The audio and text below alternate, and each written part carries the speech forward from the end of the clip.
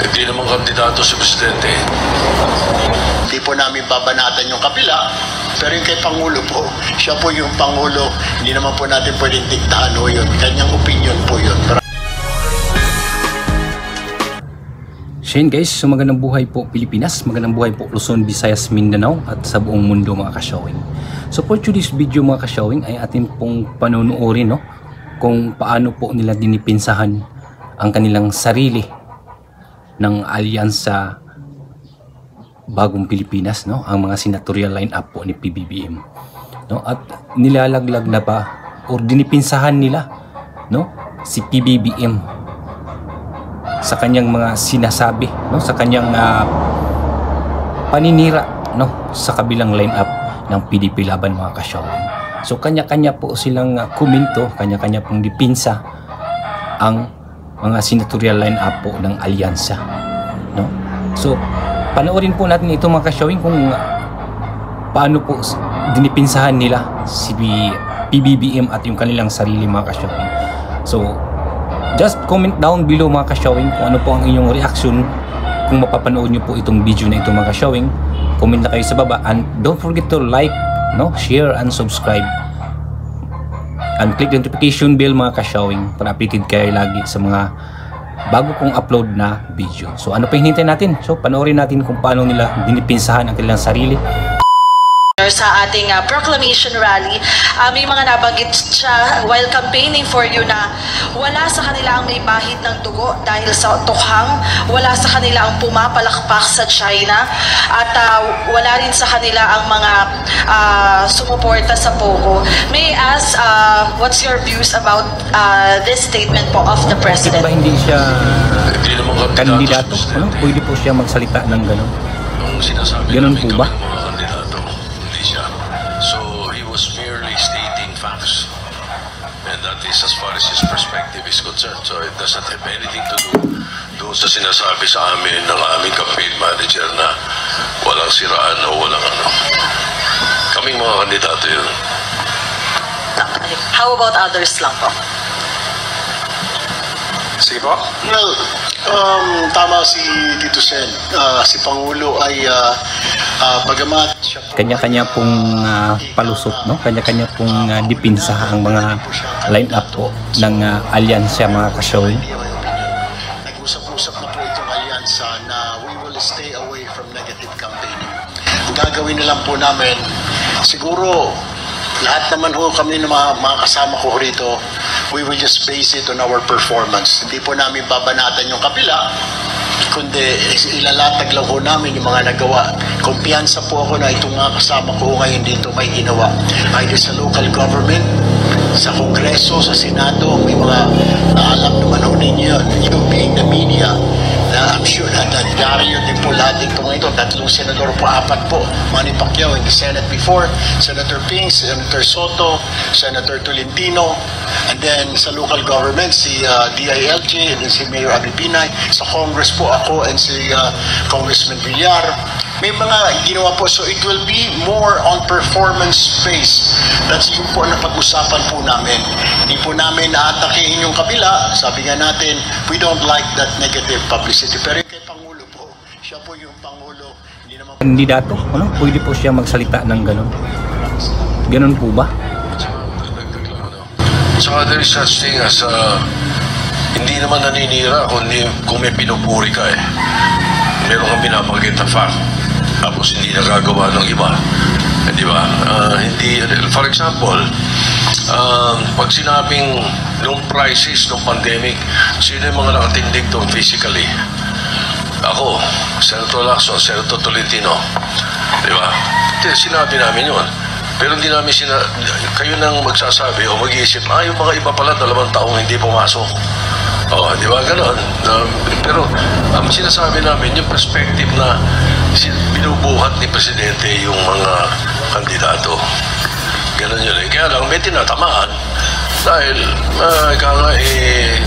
pag meron ka inangan, may tatamaan kahit pa paano. Parang ganon lang yung perspective niya. Pero as I said, hindi siya kandidato. Sige po, Secretary Avalos din, Senator Pacquiao po. Ay, sorry. Okay. Well, let's look at it sa buong konteksto. Huwag muna yung isang parte lang. if I will recall it right, nagsimula ang ating Pangulo, pinupuri niya ang kakayahan ng bawat isa. 12 po kami at ang aming tema ay dalahan. Sinabi ng ating Pangulo, may mga re-electionist na senador, may mga congressman na magkakasama, may mga abogado, may mga kababaihan. Pinuri niya ng pinuri. At nung sinabi niya na wala man dito sa mga ito, sa China, di man kami magiging ng China, well, for me, hindi naman masama na sabihin mo yun. No? It's not negative. As if you're going to look at that, lahat naman talaga kami. We are for Philippine sovereignty. Hindi ba?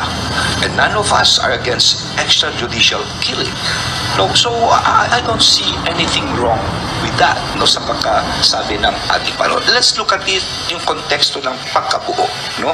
Sana yun po ang tingnan natin. Okay? Salamat. Kung ako po, no, mahilig ako mag-analyze, no? And I'd like to stretch my imagination a bit further. Alam nyo, yung Pangulo, may access to sa lahat ng information. So I'd like to think na mayroong pinanggagalingan yung kanyang passion do sa kanyang speech para magbigay ng pitch sa kanyang mga kandidato. Ano? Ito, I'm going to speculate. Ano? Posibleng may mga information na kung saan medyo extreme ito. Huwag nyo itong, sabi ko nga, speculation ito. Baka naman merong mga seryosong threat, security threat, hindi lamang sa kanyang administration, kundi sa kanyang sariling buhay.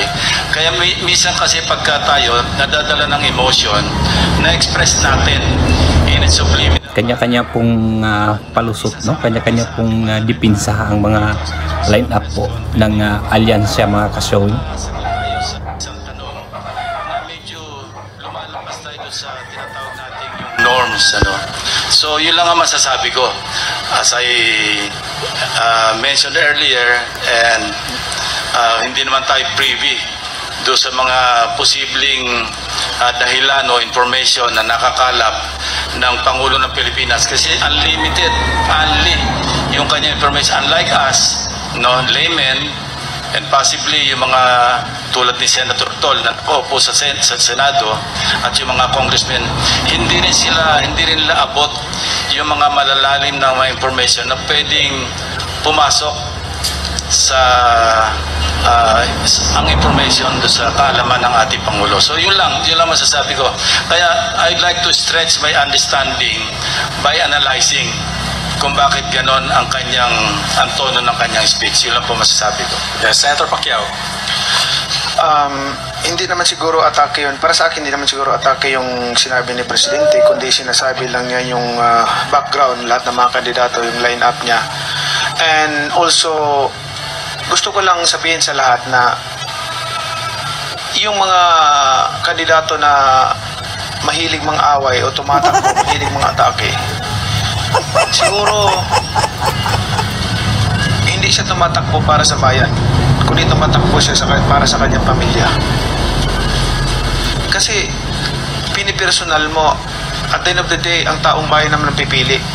Kami ay nandito tumatakbo, nagpipresenta ng aming advokasya para mapaganda natin ang pamumuhay ng bawat Pilipino, mapaganda natin ang Pilipinas. Yun ang trabaho namin, kaya kami tumatakbo para ipaalam sa inyo na ito yung plano namin na para sa kinabukasan ng ating bansa. Hindi namin kailangan awayin yung kalaban namin o sino yung tumatakbo dyan. Dahil hindi naman kami magkalaban, kundi nagrepresenta kami ng maganda naming programa para sa tao, at the end of the day, ang tao ang pipili. Ngayon, kung may mga tao na palaway, may mga kandidato na palaway, mag-isip-isip tayo, kasi sigurado ako, yan, maniwala kayo sa akin, ang dahilan ng pagbagsak ng bansa natin mula noon hanggang ngayon, dahil sa korupsyon, dahil sa kahirapan, dahil sa paghihirap ng mga Pilipino, at dahil sa korupsyon yan. Kaya alamin natin, kami na grupo, alyansa, ayaw namin na makipag-away o mag-atake ng ano. Naglatag kami ng aming plataforma para sa magandang kinabukasan para dito sa sinusulong nating bagong Pilipinas. Maraming salamat po. Maraming po salamat. Another question from the national media. So yan mga ka-showing nyo, nakikita nyo po kung paano po nila dinipinsahan ang kanilang sarili at paano po nila dinipinsahan si PBBM mga ka-showing. So kayo na lang po ang maghusga mga ka-showing kung yun ba'y tama or hindi yung ginagawa po ni PBBM mga ka-showing.